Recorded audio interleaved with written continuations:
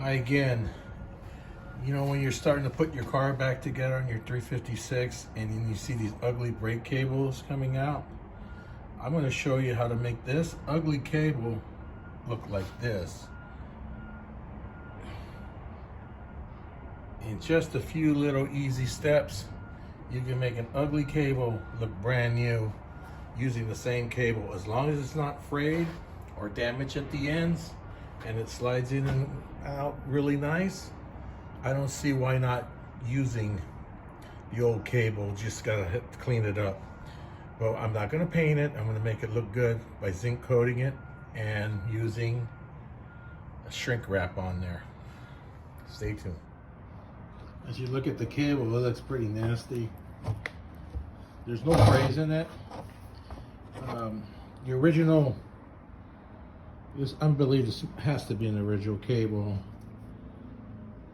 But there is replacements out there, and they're close to a couple $100 each.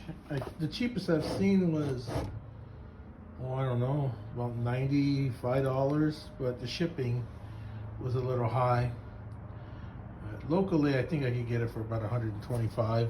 But you know what? If I could save $250 and make these look brand new again, I'm $250 ahead. I could buy other things like paint, all not the ball joints, but whatever you call it, the end links and all that other stuff, and all these little grommets, everything. If I could save money anyway, I will. I'll even take these lines out, make sure they're good, pressure test them, and then I'll zinc plate these also. I left them on there because it didn't matter when I did the texture. It's actually nice to have them on your car so you can see exactly where they're at, and then you could actually take them apart one thing at a time and redo it and put it back the way it is. So let's commence. I got all the grease off. I used gasoline. There's probably a little bit of paint or texture from me doing the texture, but the sheet looks pretty decent. There's a couple little nicks in it, but I'll show you how to take care of that. So the next step is going to put it in my vapor blaster that I built recently, and what'll help, it's gonna make my life a lot easier. So that's the next step. Now this is after it's been bead blasted. You want to make sure you get the ends too, because I want to zinc coat those. Remember, this is a little messed up, but it's not messed up in the sheeting. All the cable's good. So next step, zinc plating. Okay, this is the part that gets a little bit messy. It's a little hard to zinc plate because it's a cable, but I tied them together like this to keep them high. I have the zinc anodes in there. It's gonna be a bit dirty. I try to clean as best I can, but this is what you're gonna get. I'm sure you could probably do better, but I'm gonna put it in there like so. Connect my negative to the to that, and the anodes are connected, so I'm gonna go ahead and turn it on. There you go, it's starting to zinc plate. It'll take about 8 minutes. This is kind of a dirty, now this solution is dirty now. I probably won't do anything else but some, little bit of bolts and stuff, but you got to keep your solution clean. Unfortunately, there's grease in the cable. I can't clean it 100%, but this will work for the outside. Okay, as the cables are zinc plating, these are the grommets that go into the body. It screws into the body. This is the retaining, I guess, I don't know what they call it, but it holds the cable in place, and there's a grommet. Porsche recommends to replace that grommet in there, and I looked everywhere for it. I couldn't find it, and I finally found it in one place for $25. I ain't paying $25 for a little piece of rubber. I'll show you what I did. So next thing is just drop them in there. I'll pour some paint thinner or acetone in there to clean it up. Okay, it's been a couple minutes. It's been at least 10 minutes. I didn't even put a timer on it. I'm gonna turn the machine off.